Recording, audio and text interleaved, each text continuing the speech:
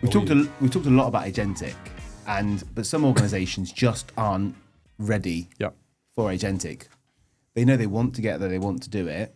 And Bill, you talked, a while ago about the challenges that manufacturing organizations are seeing, at the base level. There's a big gap in the middle. Yeah. What are you seeing, not just UK, but globally? How are organizations approaching it? What are they doing? Are there wins that they're having? How are they kind of breaking it down? What could help? So, from my perspective, if I'm coming into a place where I don't really know much, I want to understand, what are you doing from a sales and a service standpoint? And I mean the broad definition of service. So I mean, how are you servicing your customers? How are you performing field service on your assets and your products? Because I think, to your point, there's still a lot of opportunities to modernize the way you're servicing your customers. And I believe that there are significant opportunities around AI enablement around the functional area of service. I feel the same way about sales. A lot of organizations have done things in sales. Doesn't mean it's done right. Doesn't mean you've got intelligence around it. Doesn't mean you're doing good white space analysis and some of the other things that are more sophisticated. But you're probably doing some level of sales automation, not a ton of greenfield net news of those, but I still think there's huge opportunities around service. So I try to start there because I do think sales and service still lend themselves to all the things that we talked about earlier. Rapid use of agents and agentic and AI quickly. A lot of the data already lives in Salesforce, the preeminent CRM tool. And then you get to take advantage of trust, same tooling, speed around building agents, things that you're not going to get from one-off kind of niche agentic providers. Yeah. Think about, some of the competitive offerings. You don't get that tooling. Business people can build agents. You can learn how to build agents in days. I know because I did it. And so I look at those areas and what do you have right now and how can I help you with that? And again, even if you have a mature selling tool, Sales Cloud, let's say, there's still things that it might have tech debt. It might not be taking advantage of all the new stuff. It might not have intelligence wrapped into it. So there's still things to do. But I think those are easy areas to look at. How can I give you, Mr. Client, business benefit, true impact, results on what we can do with AI and data? And I want to understand what you have from a data standpoint too. Where is it? How much of it do you have? Who do I need to work with to get it, to unlock it? In terms of where it sits. Is it in, Databricks, Snowflake? You already have Data Cloud. Is it in the hyperscaler world? Azure, AWS, GCP. And I think that goes to how can we help you go quickly by understanding that, right? Understanding what you're using in those areas and how can we help you through the process of embracing generative and even predictive. There's still huge predictive opportunities. There's huge opportunities in predictive. We talk a lot. So I think we've got the scales of customers that we're speaking to. All of them want to look at agentic, but they're all afraid to get there. But the big thing we talk about is this bit in the middle, this modernising their commercial operations. And for us, that's the biggest conversation we have with every organisation. It covers pretty much everything you've discussed. But is it just automating a workflow? Is it using predictive to get there? Is it then going on to generative? I think there's always a journey. So for us, I would say 90% of the conversations we're having always come back. They could start agentic because the CEO's told me I need to talk about agentic, and then we come back, to this modernising their operations. But that is, for me, fundamentally where we need to connect some of those back office systems, the MES systems, the supply chain systems, into making that data visible to the salespeople, to the service people, so that they can help drive the business forward. And that, for me, is probably one of the biggest disconnects that we've helped organizations overcome, is just openness of data and trying to connect it. Not sure if anyone else has got. Yeah, no, it's an interesting point. I think agentic for me has just been a catalyst to something that was already being discussed. I talked back earlier about opportunities and threats drive transformation from a technology perspective. I think within the manufacturing sector, particularly in the large ones and the UK ones, small client base with high revenues that are long-standing, typically, not to generalize, but typically. And therefore, there hasn't been that impetus to change. There hasn't really been a true need to invest heavily for competitive advantage or protection. We're going to see it in the implications of tariffs and how that has a knock-on effect. So all of a sudden, it becomes an opportunity in sophisticate your commercial model through easier ways to do business through technology, becomes an opportunity, but you're also protecting yourself against a threat. So I think agentic has become an even bigger imperative for do it now. But actually that digital transformation, the refactoring of your commercial engagement model through portals, through technology has been there.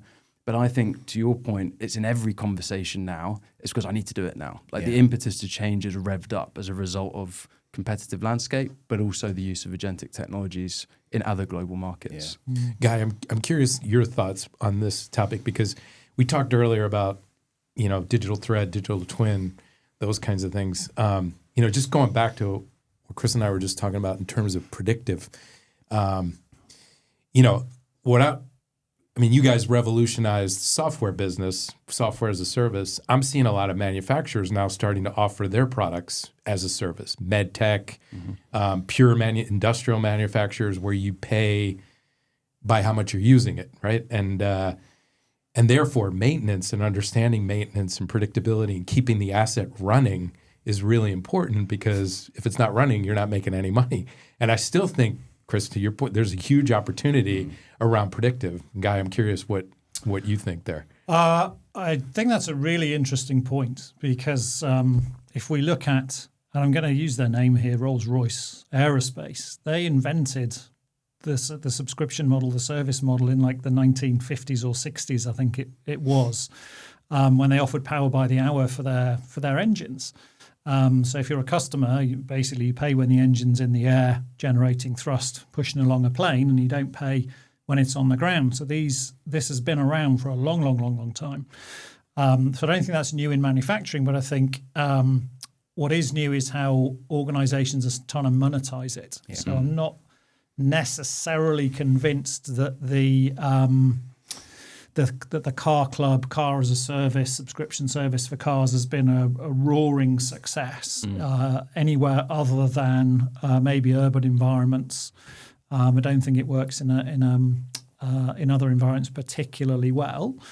But that's the subscription model. I think some of the points I wanted to make were maybe around the preparedness for organizations for this, because what we're talking about is innovation in organizations.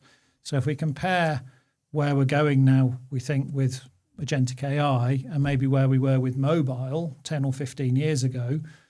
10 or 15 years ago when mobile technology came through, you could sit down in a business and go, right, what's your mobile idea? And understanding not volume of ideas was never the problem. Everybody had 10 ideas for a mobile app that you could build and deploy. That was never the issue. The issue that the CIO had, and actually the board had, is the same one they're about to have with agentic AI, which is how do we enable rather than control and destroy innovation in our organization by providing our business with the tools that they need to innovate, with the guardrails around them to allow them to innovate, try things, experiment, succeed or fail, and that's okay, and then move on to the next thing. And I think when we look back at mobile, just coming back to the automotive example, I think one of the large UK OEMs had something like 12 apps on the App Store for one of its brands, which was the nightmare scenario really from a customer experience position, because if you wanted to do one thing, you needed that app and it looks and works slightly different from this app, etc. Now they've got one app, obviously. We would do that. But I think we're going to go on a similar journey. I don't think it's going to be exactly the same with agentic AI. We need to enable organizations to innovate and do things within some safety rails. And then at some point we need to take stock and go, well, actually, that's brilliant. And now we know a lot more about how we solve business problems with the technology, but we're going to take a step back and then go off on a slightly different, not completely different, but, just course correct when we need to. Does that make sense? And I think the CIO has a really tough role there, because what they want, I think, is this concept of citizen developers. And you have to enable those people, particularly in manufacturing organizations. And you and I were talking about earlier, manufacturing organizations employ engineers. These people are naturally curious, outcome focused. They want to think things through. They want to make things happen.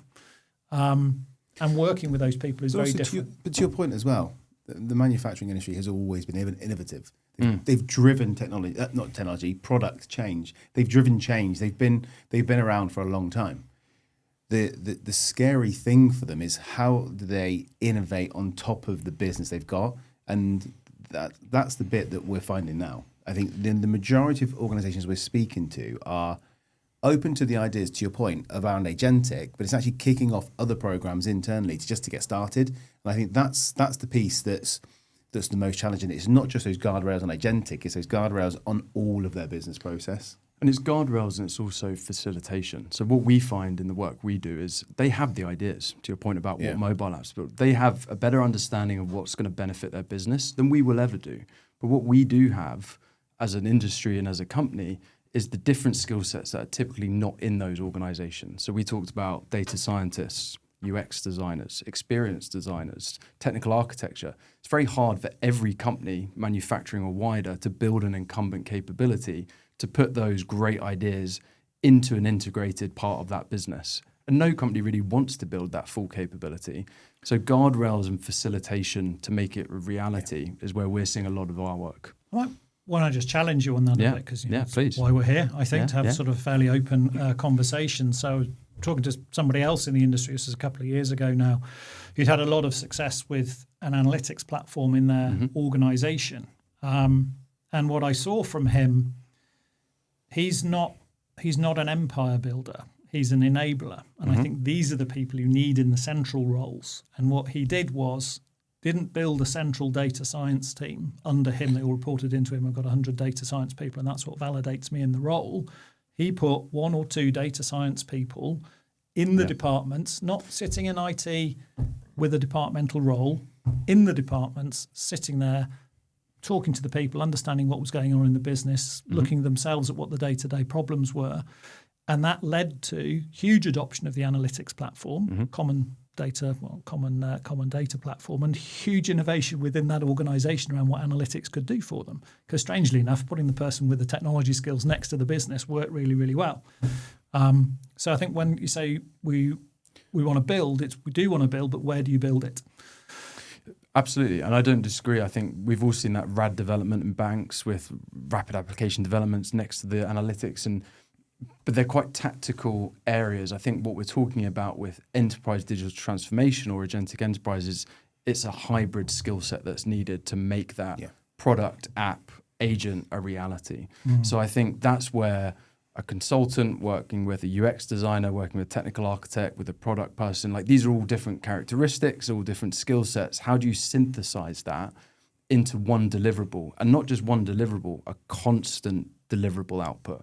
Because all of this is incremental and continually evolving. It's a continuous event. I think, do we see that though as probably one of the biggest challenges for our customers? Because it probably is, isn't it? It's that different mindset. Yeah. Being agile. Some of these organizations have never worked in an agile way, and actually being hybrid and relinquishing a bit of control. To your point, it's going to take, it's unrealistic to expect that these organizations that they're talking to, they're going to be to upskill themselves as quick as possible. We work in the industry. We are leading the way from the Salesforce side on the technology, and we are constantly training day in, day out. These organizations have to know their business. Yeah. So I think for me, one of the key things that collectively our industry, you guys, us together, have to help these organizations understand they've got to let us in. Like, to work together. We don't want to take control.